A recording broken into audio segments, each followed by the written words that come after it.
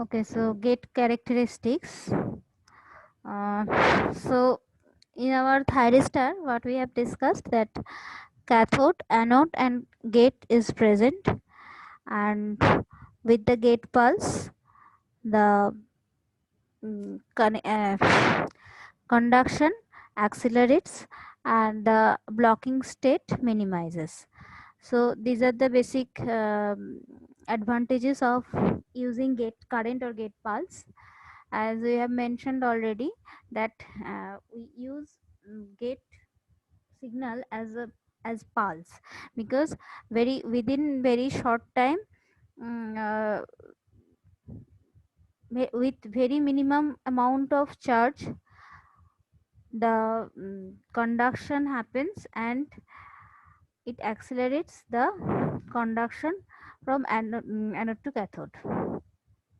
Okay, so this is the circuit you can see in this picture in the right hand side. Here it is the thyristor, and the gate cathode section is connected with a gate drive circuit. Gate drive circuit means this circuit actually creates this pulse. That is, from this circuit the pulses are given to the gate.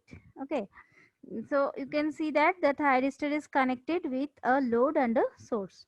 So one thing you should understand, that since the gate pulse are given, and these are the very short pulse, and the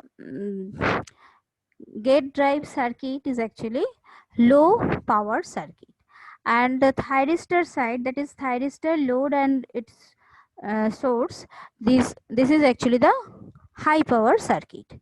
So here the low power circuit is connected with a high power circuit.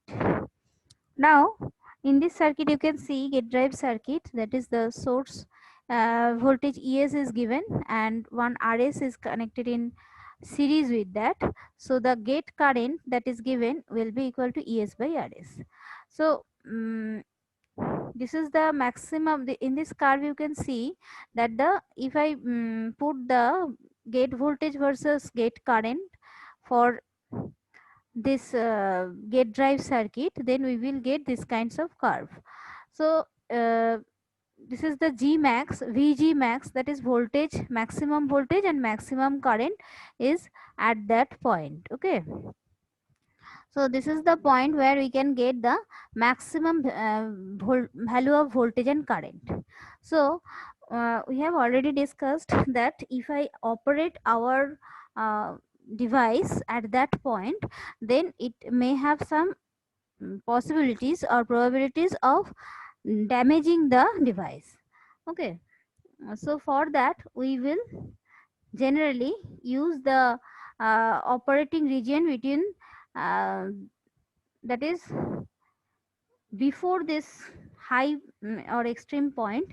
So suppose a is a point, b is another point, and c is another point. These are the different curves of characteristic curves at different points of voltage and current signals. And you can see that in this maximum voltage, here suppose the source voltage es is given and the current is actually es by rs. So if I draw a line between this voltage and current, we will get a line known as load line. Okay, so from this circuit, what we can say, that this gate pulses are given from this low power circuit. Okay, here rs is applied to reduce the gate current. That is, if rs is not present, then es will get short circuited with scr. So rs is given to limit the current.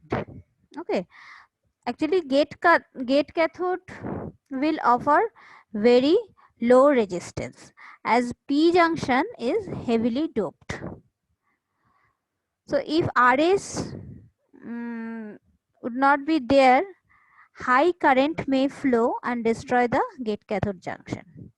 So gate current is always in the range of milliampere as the portion is heavily doped.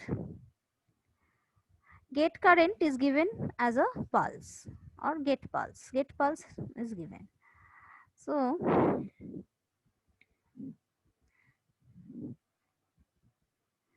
this is the gate pulse you can see in this picture.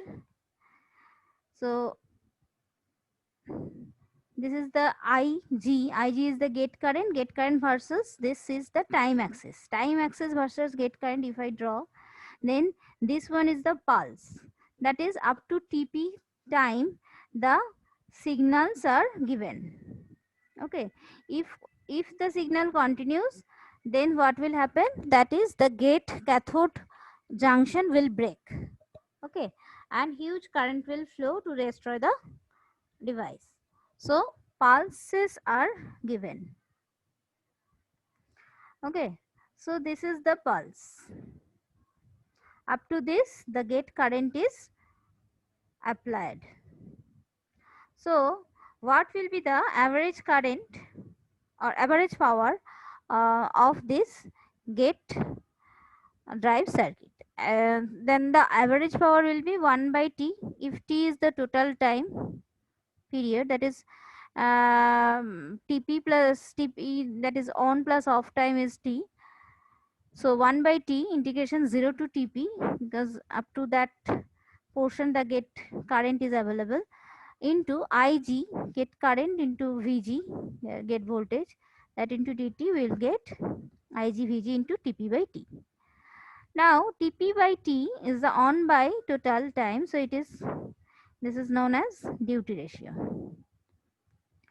So average power will be equal to maximum power into D, that is the duty ratio. So IGVG into the on time by total time. Okay. So from that we can get the duty ratio also, because if I have average power and maximum power, then we can easily get the duty ratio of the device. Now for safe operation, average power must be less than the maximum power, that is duty ratio must be less than 1 and TP must be less than total time, capital T. So gate pulse is given by pulse width modulator, and that we will discuss later. Now if any this gate drive circuit, as we have mentioned, it's connected with thyristor circuit.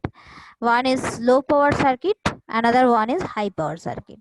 So low power circuit and high power circuits are connected. So if any short circuit occurs in any one of the above circuits, that is if gate drive circuit or otherwise thyristor circuits, if short circuit is there, then what will happen? Then the device may be destroyed. So it is required to isolate the two circuit. Okay. So for isolation purpose, we will use some device which is known as pulse transformer. Okay. This pulse transformer is somewhat a bit different than the conventional transformer. Conventional transformer is generally made of silicon steel and soft magnetic material. Okay. And pulse transformer is made up of, transformer material is actually ferrite material and made of hard magnetic material. And this pulse transformer is the device which can isolate electrically. Actually transformer is a device which can isolate circuit electrically, but magnetically they are coupled. Okay, so electrically isolated but magnetically coupled. So for that we will use pulse transformer. Okay, pulse transformer is actually a low power high frequency device. Okay, so if DC supply is applied, then the pulse transformer output will be like this. This peak output will be obtained. Now in case of gate pulse, always positive pulses are applied.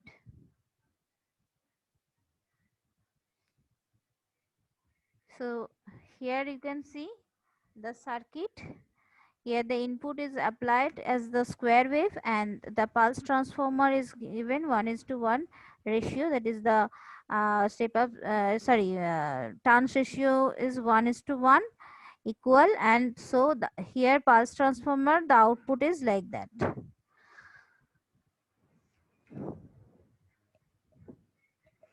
In pulse transformer, if diode is applied, then it will only pass the positive gate pulses. In this figure, A and B terminal is connected with a thyristor circuit, and in this way a positive pulse at a regular interval will be supplied to the gate terminal of the thyristor. Okay, so now it is clear that pulse transformer, how by using pulse transformer only positive positive half cycle signals are passed to the gate terminal of the thyristor. So signal, if square pulse signal is given, pulse transformer will give the output as the signal drawn in the peak to peak value. And now if we apply diode with that, diode means only positive voltage it will pass. Okay, so when you use diode with the negative half cycle of any alternating signal, diode will not work, it will not pass the signal. So it will, diode only pass the positive half cycle signal, and that will be sent to the thyristor to get all the positive signals to the gate terminal. Okay.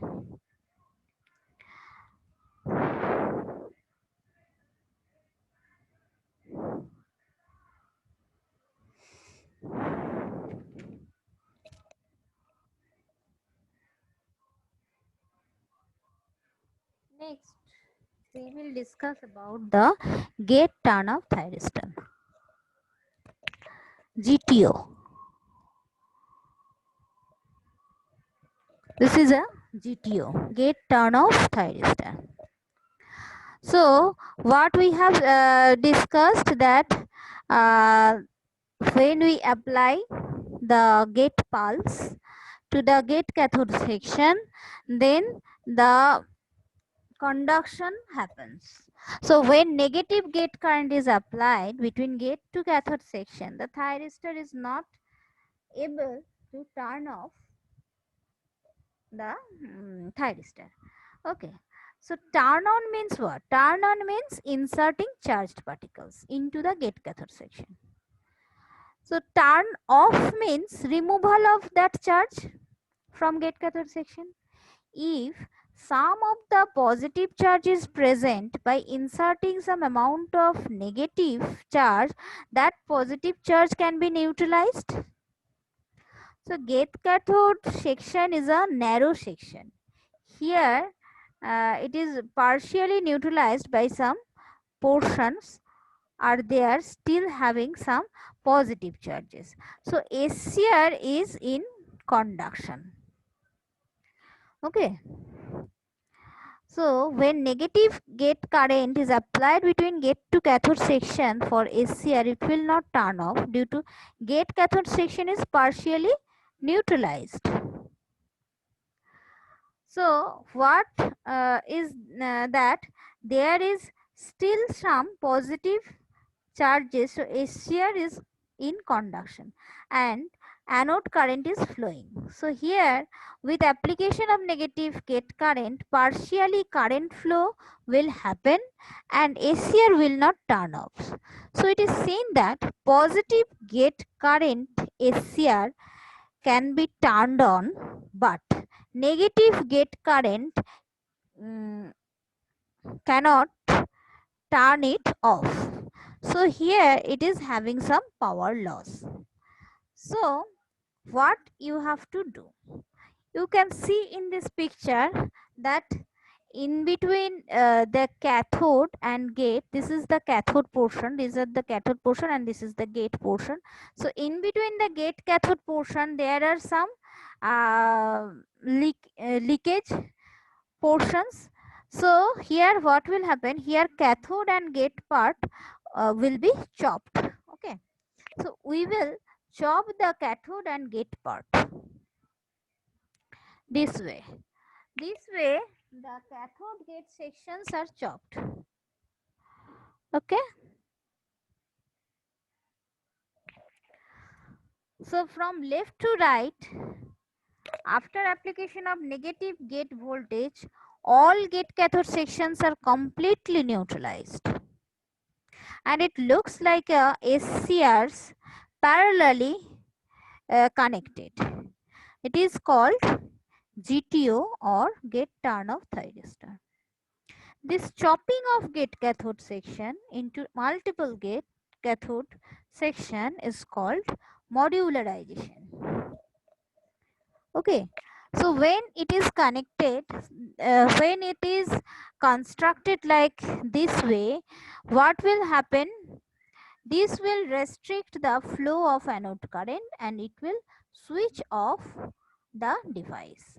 So with the with the application of with by chopping the gate cathode section, we can turn off the SCR. Okay, so when negative current is applied between gate to cathode section, for an SCR it will not turn off due to gate cathode section is partially neutralized. Now, so we will divide the gate cathode section into multiple sections. If we apply a negative current, then that device is going to be completely neutralized. Then gate cathode section is completely neutralized and the device is completely turned off. And this device is known as gate turn off thyristor. Clear? ma'am, clear. Next we'll discuss heat sink. Uh, in power electronics, uh, suppose for thyristor, there are several types of losses. Losses means conduction loss, blocking loss, switching loss, gate power loss. That is conduction loss, you understand, during conduction the losses are there. Blocking loss means initially ACR is in blocking state, so that for that also some losses are there. Switching loss means from turn on to turn off there will be some loss, and gate power loss means gate during gate turn on and gate turn off, that time also some losses will be there. So with that losses, different kinds of losses, there will be some heat generation in SCR.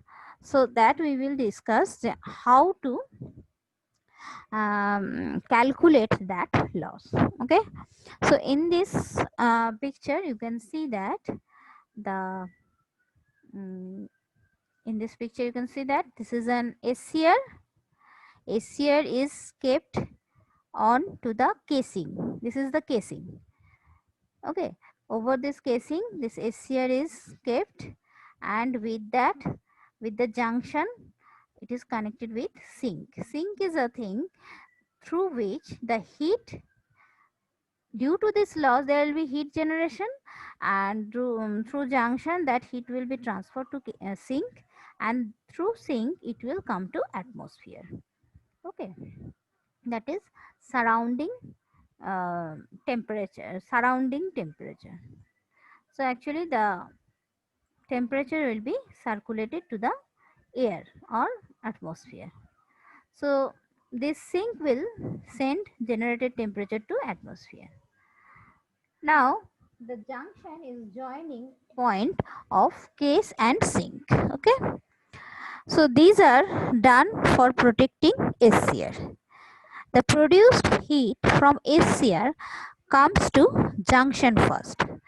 So heating mechanism takes some time because all material has some resistance to any phenomena. Okay. So it will take some time because of the resistance or impedance.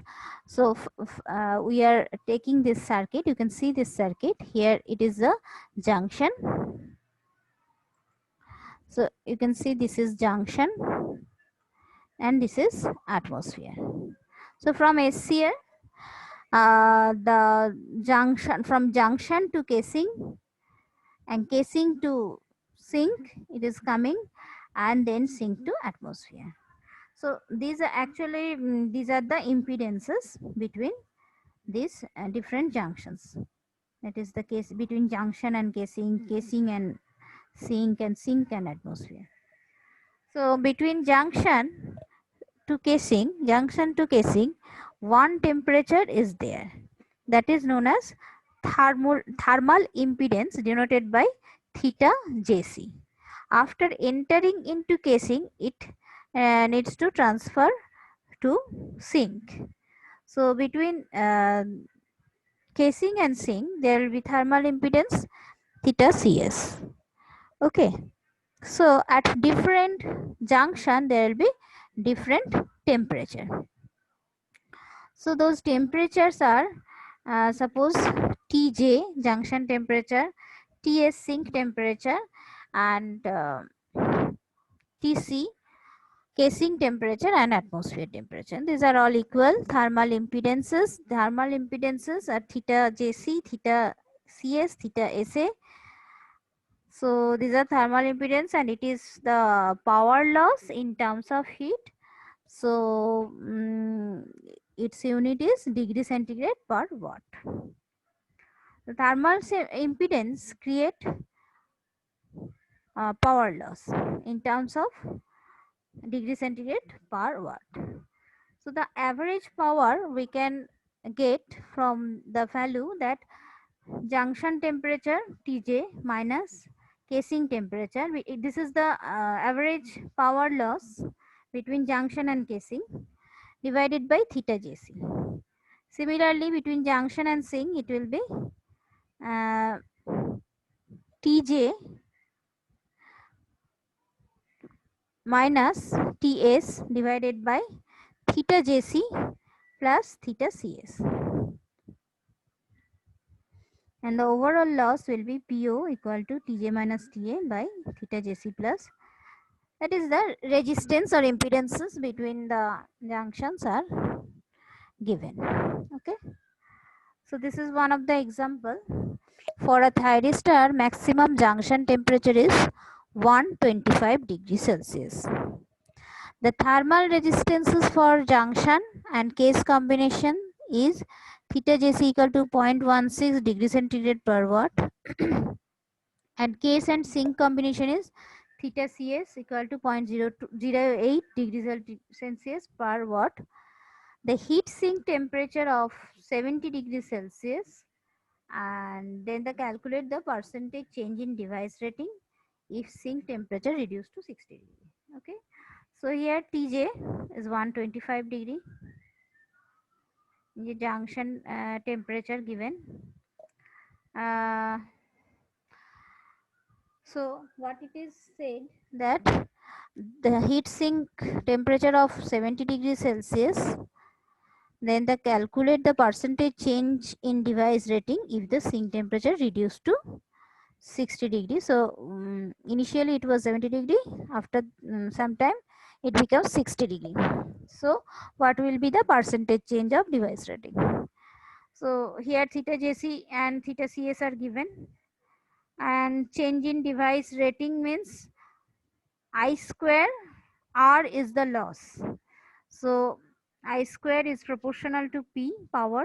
So I is proportional to root over P.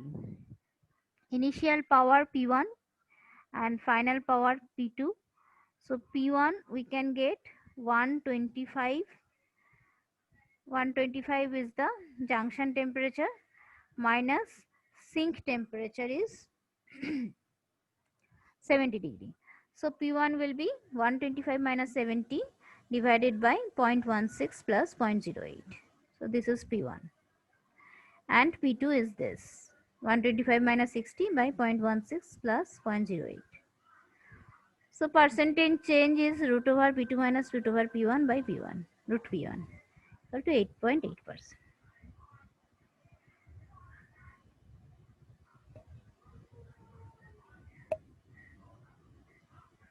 Okay. This is all about heat sink or power generation of SCR due to loss.